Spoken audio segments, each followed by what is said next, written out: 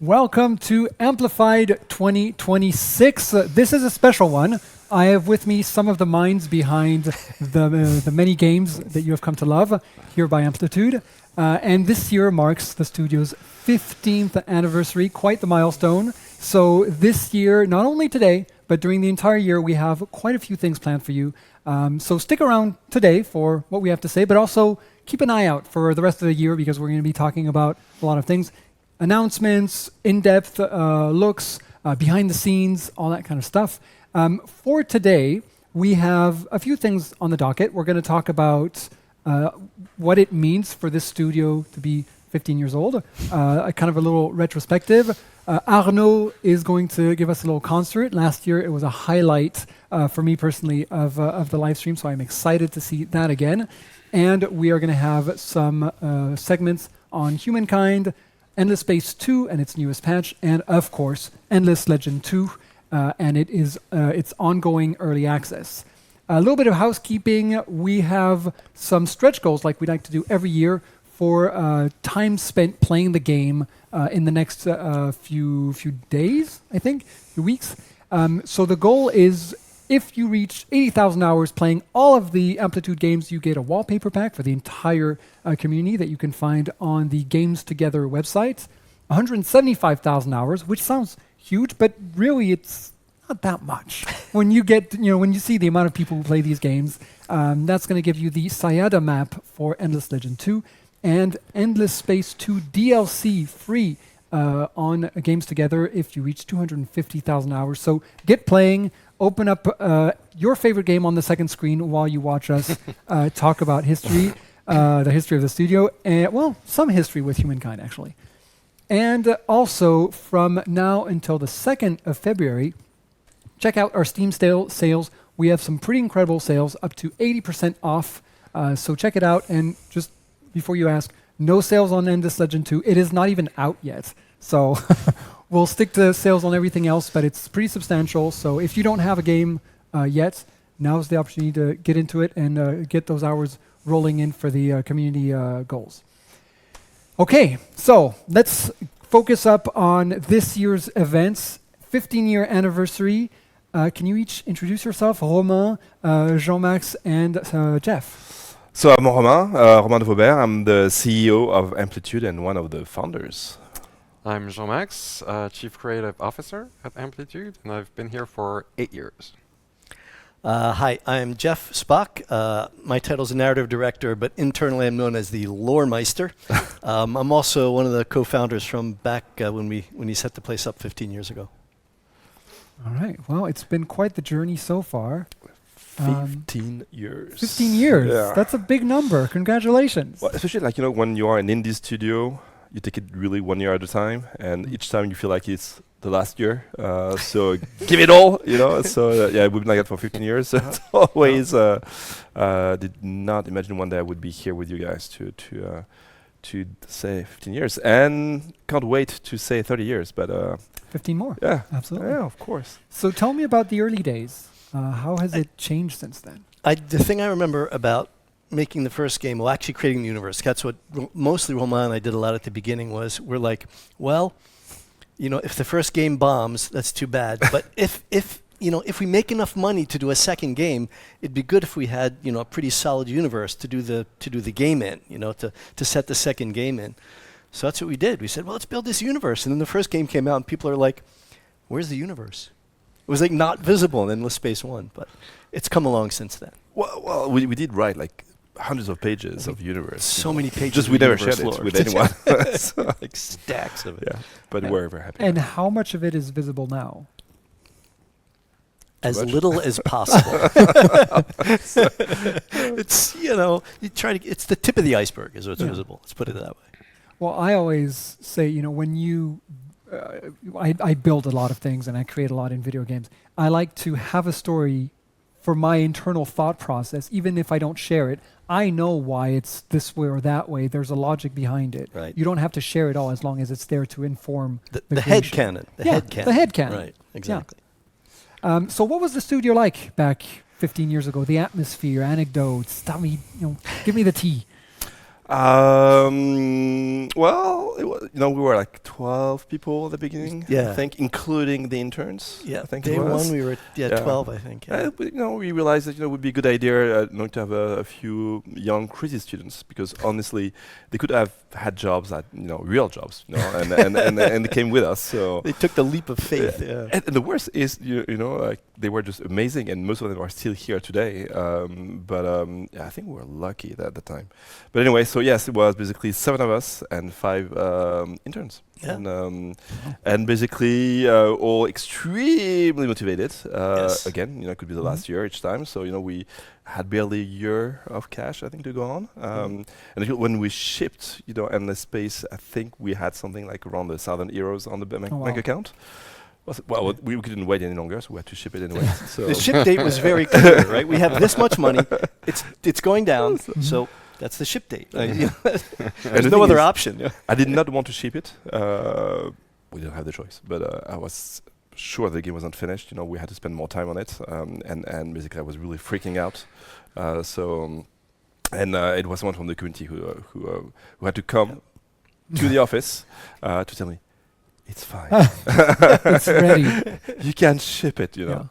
Really, you sure? And I think it was the beginning of this relationship with with the community of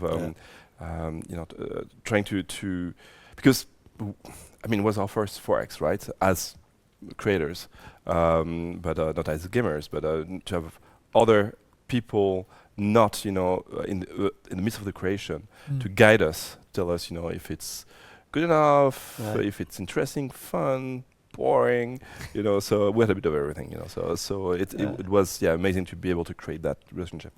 We had experienced people who had done lots of games before. We'd never done a 4X. Not a single person on Endless Space 1 had ever done a 4X, I think.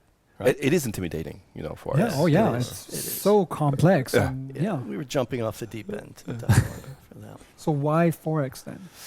Well, we were big fans as players, obviously, of 4X, and I think what we believed at the time is that it was a genre that was really evaluated.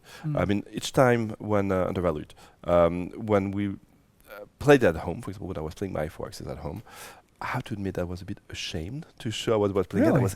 They were really ugly. Wow, Nobody could understand anything on the interface. It was and could have people look at me playing and say, "What the fuck?" You're playing Really? a spreadsheet. Yeah, that's Yeah. it. Are you really spending like 2 hours a day playing this? I was, it's amazing, but it was all happening in my mind. It's a headcanon again. Yeah, exactly. Yeah, a lot of us were happening in our mind. So anyway, so that's why we thought that, and we were saying that actually some of these 4Xs, although they were really not good looking, really not accessible, were selling quite well, and we had access to some numbers, and we thought, hey, actually, what if, if we decide to do something as deep, but spend a bit more time on the art side, on the lore and all that. So I think that was the beginning of that. So it was okay. You know what? Maybe we have something there. We also were witnessing, Steam and the success of Steam. We thought if we were combine our dream games, which will be a 4X, beautiful 4X basically, and Steam. Let's see what happens. Yeah. And so, did you have a number in mind that you were hoping to hit? Yeah. In the early days? Oh yeah. We had a whole business plan. We're so sure. Well, actually, first came to see a partner and told them they should really invest in us. And if they did invest in us, maybe we could hit 200,000 copies. And I thought it would be, wow, dude, that's amazing. And well, what he told us was, really? Why do you want me to bother with this? I was like, well, okay, I think we should create our own studio. And so we realized that 200,000 was maybe too much. So we had to aim at a smaller number.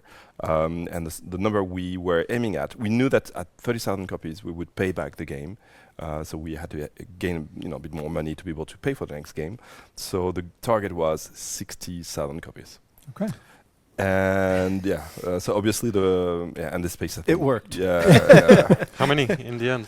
I mean, all of them has more or less sold like well over a long time period. Sure. For some of them, but over 2 million copies each. So Wow. or 2 million players. You know, when you take Game Pass and stuff, you know, Sure. it goes beyond. But so it's yeah, we did not expect that at all. So you know, and, No, that was a pleasant surprise. yeah. But the community was right. And when you said, we don't think it's ready to ship, they said, yeah, you could probably ship it. Yeah, I think they were right. We love you guys. And Jean-Max, what was your kind of impetus to join the studio? What motivated you?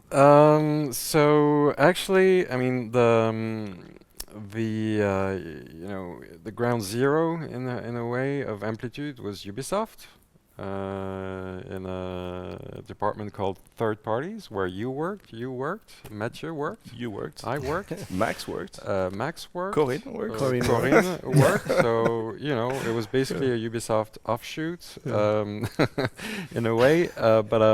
So I basically co-founded another studio, another French studio, in '08, Don't Nod Entertainment. Did Remember Me, Life is Strange, and then and before that, I was working with Romain on a PS3 exclusive that was being developed. Stop laughing! I will always laugh. I'm sorry. It was a PS3 exclusive called Haze. Yes. It was developed in Nottingham in the UK, and we went there every week. We were sat next to the fridge in the basement, basically. That's how much Where they nobody liked. could. They liked the see us. publisher. Valued members of the team. Yes, Yeah. like all valued members of the team, you know. But we had, you know, there was food and a toilet, so you know, what more? What else? And so we became friends.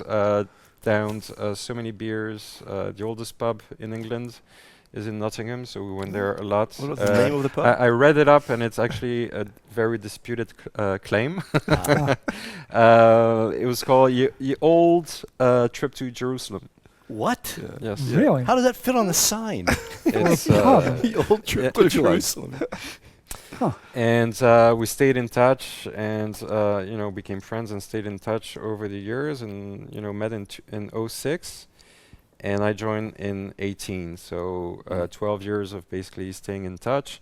You know, I was following the Amplitude adventures. He knew what was happening at Don't Nod, and then at some point I left Don't Nod, went to work for IO Interactive on Hitman, and then so yes, I looked like Horatio and Agent 47, and came back and No, he was not the model for Horatio, in case anyone's asking. I was not the model, but I'm the bearded Horatio. And so basically, at some point, I was available, and Amplitude was growing. Humankind 1 was in the works, had not been announced yet. It was called Mercury. And I joined as an EP, executive producer, and basically, you know, over the next 8 years, I went further and further into the depth of 4X and roguelite, and became creative director and chief creative officer, and that's me today, working on all aspects of our games, all the creative aspects, so gameplay, but also narrative, art, audio, animation, everything really, and Making sure it's the great. games don't ship on time. I'm responsible. I'm the chief responsible Delay officer. Chief delay officer is probably Oh, Primary job is to fight with production. It's, you know. yeah. I like that title. Yeah, And yeah. you know, titles and names and all that are important. You know, we talked about this pub that has a very strange name. I believe, Jeff, you have a very interesting list of names Oh yeah. that I'd when like you to share. They're fascinating. we were kicking around. You know, we're doing a stream for our 15th anniversary. So I was going back, looking at these old emails from when we were founding the company 15 years ago, and I found like this list of the final names we came up with for what we wanted to name the studio. Everyone is. So it was stuff like, I mean, some were really off the wall. Happy Plague. Yeah, I have no idea who came up with that, but it was on the short list. The Foundry, the Factory, Artifactory, Pulsefire, unlimited, interesting, and then one that says one more. No, that's it. I Just like one one more. more. Not one more time, one more chance, one one more more. turn, just one more. One more beer. I didn't even think of that one. But it's funny because a lot of people had number one choices, but everybody's number two was amplitude. So that was the one that sort of it won the vote kind of by default. But today we're very happy. What an with it. inspiring story. Yeah, well, I'm sorry. Can we cut and retake that bit? Yeah. It was number one for everyone. It was, So that's Yeah. Anyway, that's where that came from. Well, yeah, I think amplitude is the one that works best with all your criteria of French and English. Yeah. And I mean, you when we talked about it, you said something positive. So I Yeah. think that's happy plague, but it's still a plague. Yeah. No, it's right. Like the idea was, I think we want to find something snappy, working, yes, exactly, in two languages, and positive. I think we love the idea of, because we wanted to make big games. Forex is a big game, Sure. and to have the idea of that, hugeness, Yeah. in the game, in the name of the studio, I think was a bit of the idea, and I think I clicked very quickly when you came up with Amplitude. The only problem that we had when we tried to keep the name for us, we realized there were a lot of music studios Of course. called Amplitude. Yeah. So at the beginning, there was a bit of The confusion on that little side. studios. Yeah, there, that's it. yeah. Amplitude And a video dash game, a studio. music video game called Amplitude. Yeah. Yes. Ah, Yeah. Yeah, I think it was the first game by the guys that did Guitar Hero. Next. really? I think so. Not sure. Someone on the chat must know. Oh, yeah. Great. Now we're going to get sued by these guys. It's like, oops. Oh, thank you. Oops. And what else did we find in archives? Anything else? We've got names, and I do believe we've got a couple photos as Yeah. well from the early days. So we From don't- we whenever- got. we don't see on the Can we screen. show So those? Yeah, screen is frozen. I Yeah, hope ours- it's on. Our screen is frozen, but I think it's fine. So oh god. I don't know if Uh-oh, I don't know if you Salterius can is see laughing. them, So but in not sure what theory, you're seeing, guys. so we've got two photos. One of which is Romain painting. Yeah. Yeah. I was heard a very good painter. Yes, such a good painter. Then it's probably the last time I ever painted a place, because you could still see, the traces of me painting on the walls after a year or two. Oh, there he you is. go. Yeah. Oh, Yeah. Gainfully employed. That's That's right. It's funny because it 2002. looks like I'm going to whack someone. It's like getting the place ready. It's like, It looks going to eliminate. it's someone from a Quentin Tarantino movie. Yes, You're like that's it. cleaning up afterwards. yeah. It's not red enough for that. Yeah. That's before, Dexter. And we've got another photo, I think. What was that? It's also painting. Yeah, there you go. Hard at work. Yeah. Well, that's the thing. When it's a small team, you do everything. Yeah, and there was a recruitment interview, So, you want a job? Okay, start painting. No, So- come on. Man, he still wants to stay with us. No. So back then, when it was, you said 12 of you, and you had already hundreds of pages of lore, how could you imagine, or what did you think was going to happen to this universe that you were building?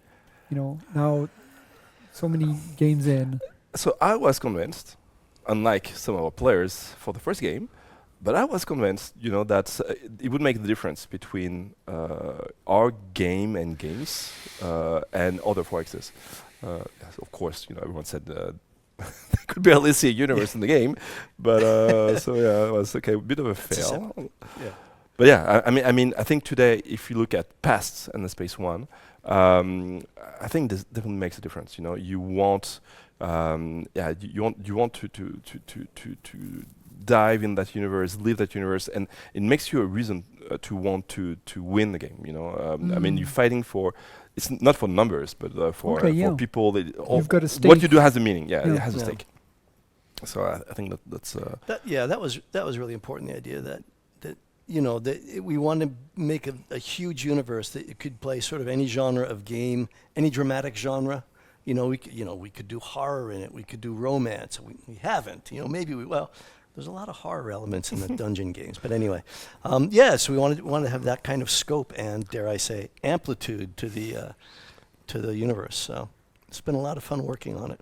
And should take another moment to thank the community for all the great input and ideas they've had on the universe, the co-creation stuff. Still have. It's been phenomenal. Yes. Yeah. Still I was just about to ask, how does that feedback, how did it work back then? How does it work now? Where did the kind of idea of having such a relationship with the community come from? It's again, it goes back to what we were saying a bit earlier. You know, it's impossible, I think, to work on the 4X without.